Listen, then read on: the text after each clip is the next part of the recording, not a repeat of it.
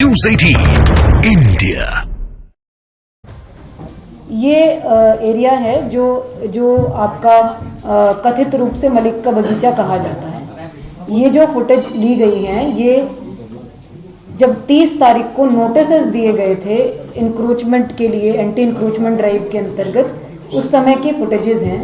और इसमें आप लोग ये देख पा रहे होंगे कि ये जो छतों का क्लोजअप है, इन छतों पे किसी भी प्रकार के 30 तारीख के दौरान कोई पत्थरों की बहुत बड़ी संख्या में मात्रा जमा नहीं दिखाई दे रही है।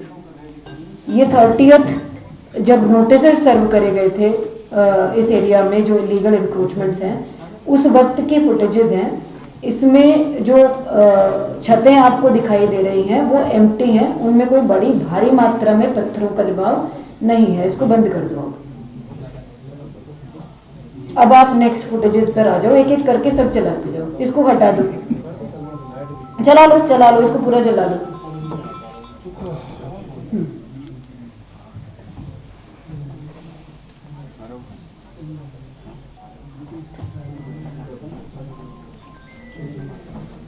ये वो फुटेज है जब फर्स्ट टाइम आगजनी शुरू करी गई, जब पहली गाड़ी या पहली बाइक को आग लगाई गई है।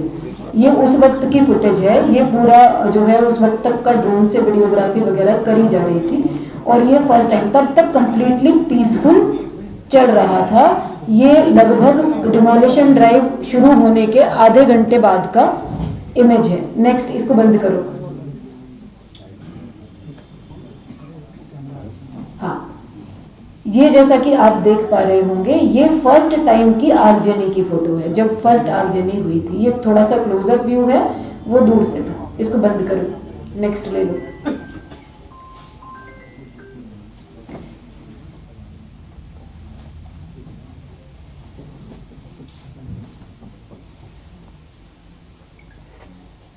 इसको पूरा चला दो।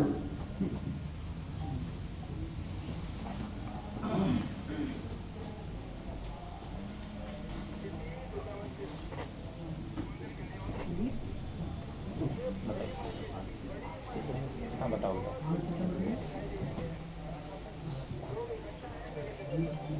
क्या कह रहे हो? इसको दिखाने का मेरा मकसद ये है कि आप इस वीडियो में देख पा रहे होंगे कि यहाँ ना तो कोई पुलिस फोर्स किसी को प्रोवोक कर रही है, किसी को भड़का नहीं रही, किसी को मार नहीं रही, किसी को किसी भी प्रकार से कोई नुकसान पहुंचाने की कोशिश नहीं कर रही है, ना एडमिनिस्ट्रेशन की टीम ना पुलिस की टीम। ये आप मॉब देखेंगे, ये वो मॉब है जो पहली बार इकट्ठा होना उस गली में शुरू हुआ जब आगजनी शुरू करी गई। जो पेट्रोल बम फेंकना है या किसी भी प्रकार का वायलेंस है जो शुरू किया गया, उस वक्त ये मॉब इकट्ठा हुआ अचानक से। ये डिमोलिशन ड्राइव शुरू होने के 45 मिनट्स बाद की फुटेजेस हैं।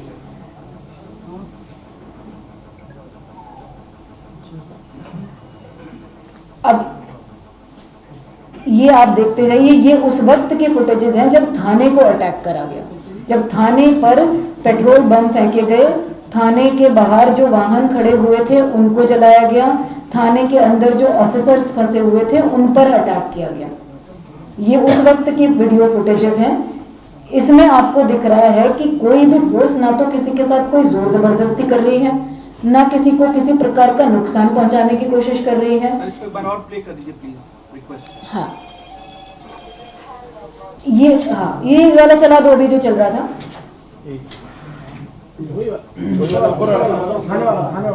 थाने वाला, इससे छठा वाला, 6th वाला।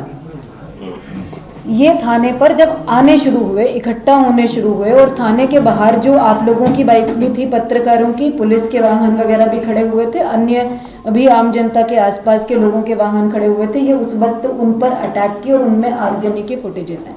ये भी अनप्रोवोक्ड है, किसी ने प्रोवोक नहीं किया, किसी ने नुकसान पहुंचाने की कोशिश नहीं करी, किसी ने किसी को जो है चोट पहुंचाने की कोशिश नहीं करी। उसके बावजूद इस तरह का अटैक बिना प्रोवोक करे, बिना हार्म करे करा गया। पुलिस थाने में फंसे हुए अधिकारियों के ऊपर, उनको बाहर नहीं निकलने दिया गया, उनको वहां पर अंदर जिंदा जलाने की कोशिश करी गई। ये आप फुटेज देख रहे हैं।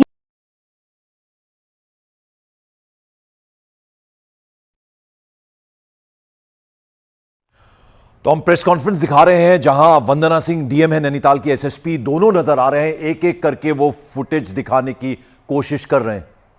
न्यूज 18 इंडिया पर एक्सक्लूसिव तस्वीरें आप देखिए, हिंसा के वक्त का वीडियो। डीएम ने बताया कि पहले 30 तारीख को जब नोटिस दिया गया था तो छतों पर पत्थर नहीं थे। उसके बाद पहली तस्वीर दिखाई गई जहां बाइक को जलाया गया, फिर एक गली की तस्वीर जहां मॉब अचानक से आ गया, पुलिस की तरफ से किसी तरह का प्रोवोकेशन नहीं था। ये तस्वीर आप देखिए किस तरह से फिर हिंसा का तांडव है कि वो कितनी बड़ी मात्रा में पत्थर इकट्ठे हुए। मैंने आपको 30 तारीख भी दिखाया, मैंने आपको 7 तारीख भी दिखाया। अब आप ये फुटेज देखिएगा, अब आप इस मॉब को देखिए, इसको कौन प्रोवोक करने की कोशिश कर रहा है। क्या किसी अधिकारी ने, किसी कर्मचारी ने, किसी पुलिस फोर्स ने इस मॉब को प्रोवोक करने की कोशिश करी कि आप गाड़ियां चलाइए?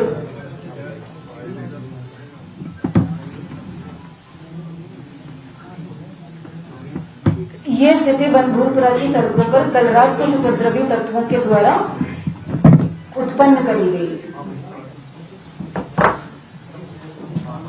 ये आपका बनभूलपुरा के उस क्षेत्र का जहां आगजनी करी गई है, जहां गाड़ियां जलाई गई, जहां लोगों की शटर के आगे, दुकानों के आगे आग लगाने की कोशिश करी गई, ऑफिसर्स की गाड़ियों में आग लगाने की कोशिश करी गई। ये उसकी फुटेजेस है। इसको बंद कर दो। अब मैं आपको थोड़ा सा बैकग्राउंड बता देती हूँ, इससे पहले कि आप लोग अपने एक एक करके सवाल लेंगे।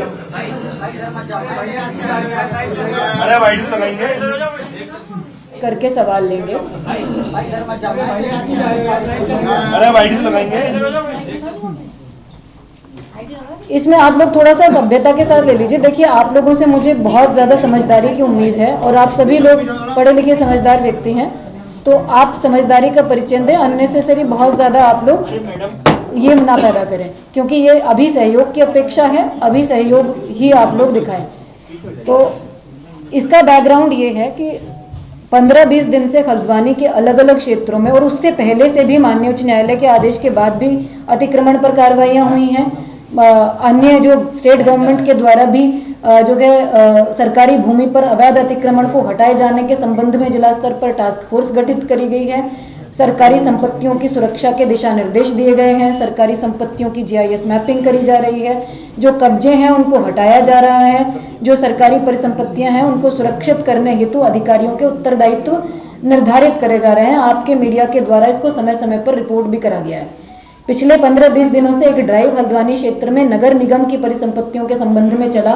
शहर के जो चौराहे हैं, सड़कें हैं, ट्रैफिक कंजेशन से मुक्ति दिलाने के संबंध में उनके चौड़ीकरण की एक्टिविटी भी चली। सभी जगह विधिक रूप से प्रक्रिया पूर्ण करते हुए सभी को नोटिस दिए गए, सुनवाई के अवसर दिए गए। सुनवाई समिति ने करके प्रत्येक व्यक्ति को एक एक करके सुना और सबका निस्तारण किया।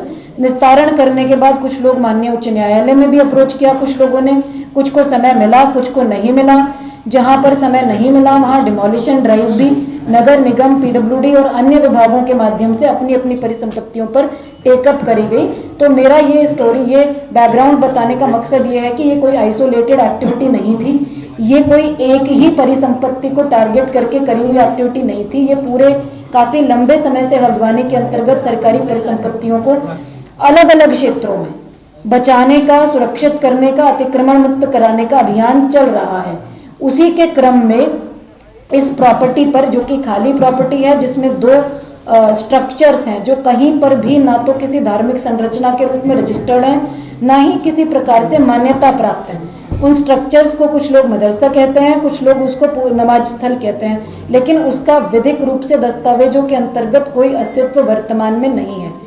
उनको हमने खाली कराया, जो ओपन स्पेस था उसका कब्जा ले लिया गया और एक नोटिस परिसंपत्तियों पर, स्ट्रक्चर्स पर चस्पा करा गया, क्योंकि कथित रूप से ये एरिया मलिक का बगीचा नाम से जाना जाता है, जबकि कागजों में जो डॉक्यूमेंट्स हैं, दस्तावेज हैं नगर निगम के, वहां मलिक का बगीचा के नाम पे दर्ज नहीं है, नगर निगम की नजूल भूमि के रूप में दर्ज है। तो इन स्ट्रक्चर्स पर नोटिस चस्पा करे गए और खुद से ही अपना अतिक्रमण 3 दिन के अंदर हटाने के निर्देश दिए गए। 3 दिन के अंदर अतिक्रमण न हटाए जाने की दशा में या तो अपने अभिलेख प्रस्तुत करेंगे जिससे स्वामित्व सिद्ध हो सके, या तो हटाएंगे, अदरवाइज नगर निगम द्वारा हटा दिया जाएगा। ये बिल्कुल क्लियर इंस्ट्रक्शंस संबंधितों को 30 तारीख को दे दिए गए थे। उसके बाद 4 तारीख की तिथि निर्धारित करी गई, जिसमें 3 तारीख को काफ़ी ज़्यादा मात्रा में जो प्रतिनिधि गण हैं, जो भी हितधारक लोग हैं, आसपास के क्षेत्रों के रहने वाले लोग हैं, वो संभ्रांत लोग नगर निगम के सभागार में आए और हमारी टीम के साथ चर्चा करी। उन्होंने काफ़ी सारे विधिक बिंदु रखे, उन्होंने अपने प्रत्यावेदन दिए और हमसे ये मांग करी कि हमें उच्च न्यायालय में, माननीय उच्च न्यायालय में जाने का एक अवसर दिया जाए। माननीय उच्च न्यायालय का जो भी निर्णय होगा हमको स्वीकार होगा। उसके बावजूद जब हमने समय नहीं दिया, क्योंकि हम ऑलरेडी समय दे चुके थे, तो हमारी जो रात को फ्लैग मार्च की कार्रवाई हुई, फोर्सेस वहां पहुंची अगले दिन के डिमोलिशन ड्राइव के लिए, तो उनके द्वारा कुछ डॉक्यूमेंट्स प्रस्तुत करे गए, जिसमें एक 2007 का एक ऑर्डर था। 2007 में माननीय उच्च न्यायालय के द्वारा जिलाधिकारी नैनीताल को एक ऑर्डर किए गए थे किसी प्रार्थना पत्र के डिस्पोजल के लिए पर्टिकुलर परिसंपत्ति के संबंध में।